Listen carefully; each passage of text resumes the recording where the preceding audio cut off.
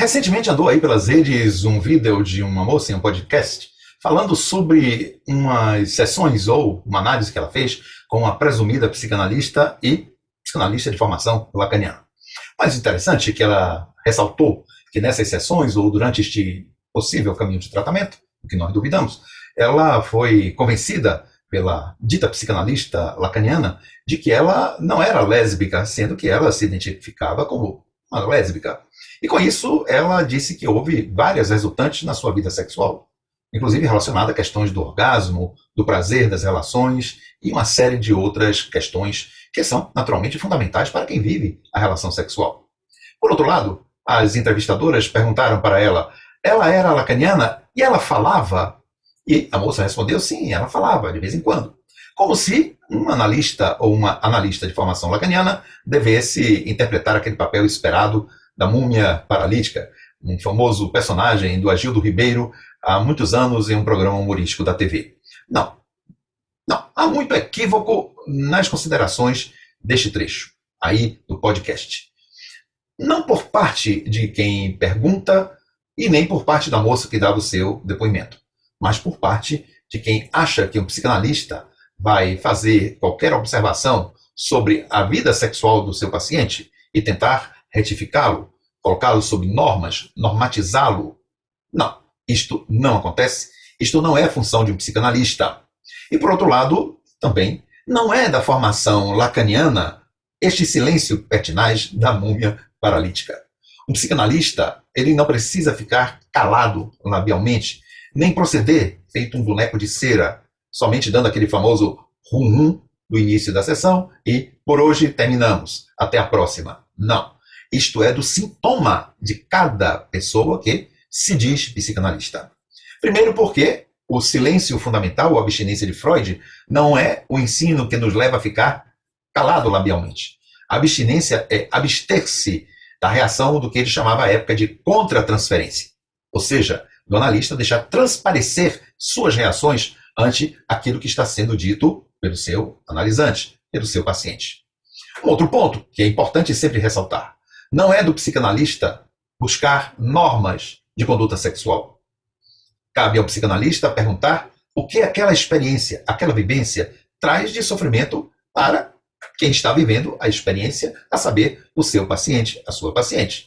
Portanto, não é para retificar comportamento sexual ou qualquer forma de comportamento de um paciente que um psicanalista age. Ele busca questionar o paciente sobre sua conduta na vida, seus pensamentos, suas reações, seu desejo, sua falta, seus quereres, seus equívocos, para que o próprio paciente, a própria paciente, possa encontrar a melhor forma de conduzir a sua vida, o seu desejo, a sua falta, os seus quereres na sua vida.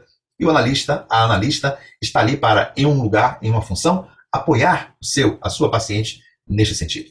Lacan nos deixa uma expressão que é importantíssima para que entendamos o que um analista interroga à sua paciente. É o que vuoi, ou seja, o que você deseja? De uma outra forma, o que está na sua falta que só o inconsciente pode revelar? Então, vamos em busca disso que é indizível, que você pode dizer e deve dizer da melhor forma possível, o chamado dito bendito. Por parte do analista, precisamos lembrar que Lacan não fazia esse tipo de pantomima de boneco de cera. Lacan era uma pessoa que na sua clínica ele tinha vida, ele expressava, mas como um excelente, grande psicanalista que foi, ele não intervinha no desejo do seu paciente, naquilo a que o existir, a angústia do paciente deveria produzir em termos de ato. Mas ele interrogava sobre isso, que é o que também Freud, depois de algumas dificuldades na intervenção de psicanalista, principalmente com o famoso caso Dora, começou a entender que lugar deveria ser este. O do silêncio, que Juan Davinasio chama, no seu livro Como Trabalha um Psicanalista, o silêncio em si, o silêncio do eu, o silêncio do ego do analista. Então, quando o analista intervém, como foi relatado por esta moça no podcast, dizendo que ela não era lésbica, tentando convencê-la que ela não era lésbica e reduzindo o seu prazer sexual a uma problematização que não era a problematização esperada, provavelmente no caminho do tratamento, significa que essa psicanalista está com os seus próprios sintomas de sexualidade ligada à questão homossexual em questão, e que aquele lugar não está sendo exercido, o lugar de analista, da forma devida e adequada. Todos nós sabemos que o lugar do psicanalista precisa ocupar ou ser ocupado por pessoas que estejam sob o famoso tripé: análise pessoal, formação permanente e supervisão. Quando um desses tripés falha, então a pessoa tem este lugar comprometido. Tudo indica que foi o caso relatado por essa moça e a sua psicanalista.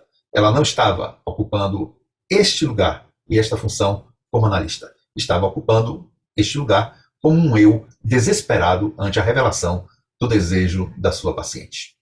Nós, então, queremos dizer que no Tópica Psicanalítica Formação Continuada, nós temos justamente essa busca de uma formação consistente, de uma formação que dê a quem vai para este lugar de analista, ocupar esta função de analista, que possa ter a consistência necessária para não cometer absurdos como os relatados por essa moça no podcast em relação à sua pseudo-psicanalista lacaniana.